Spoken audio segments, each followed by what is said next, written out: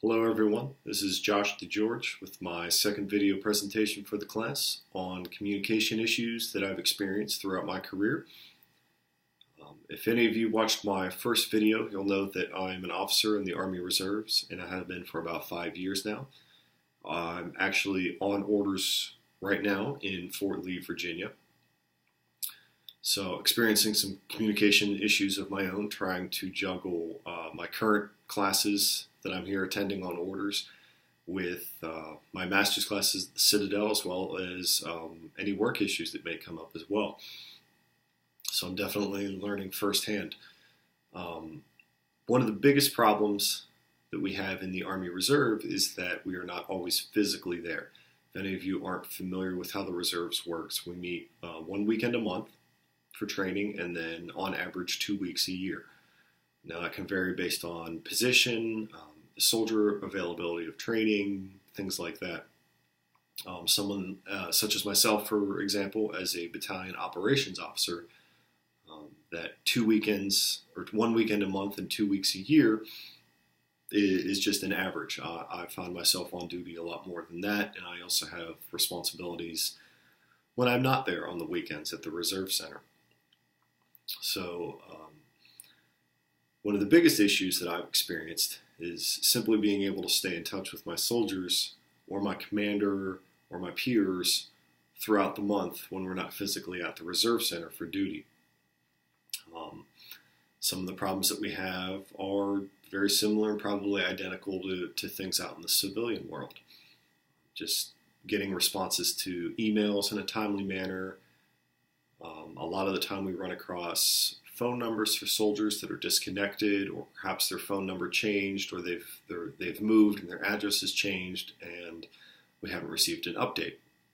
So a lot of the time, if something needs to be mailed out, it doesn't make it to the correct person, or if we try to make a phone call and get in touch with one of our soldiers, find out that the numbers have been changed, or the number is disconnected, or perhaps they got a new phone, any number of reasons they may not be available. Email often plays an issue, especially with our military email addresses, with our .mil accounts.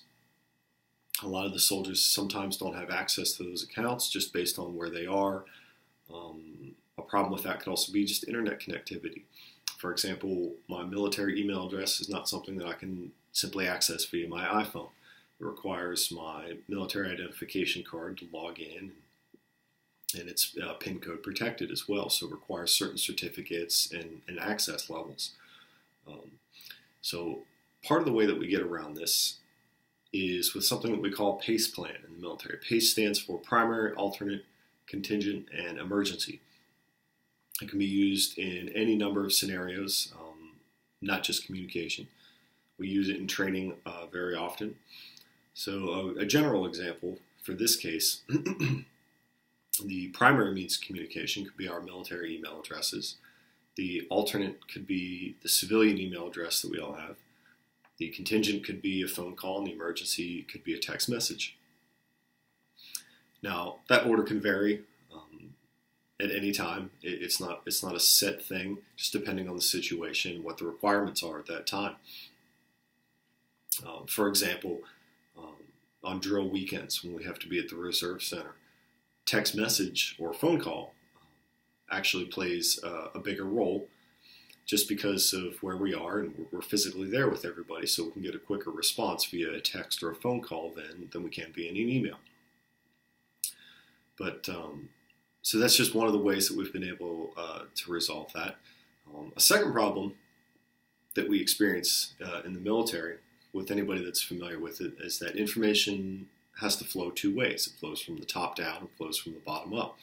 So, for example, if there's a task that needs to be completed and my commander puts out the information regarding it, the suspense date, the timeline, any number of factors that may contribute to it, if my commander gives out that order and then a few days later requires a status update, information then flows from the bottom level back up to the top.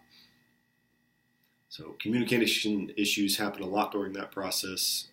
And again, one of the ways we get around that is via that PACE plan with emails and phone calls and text messages.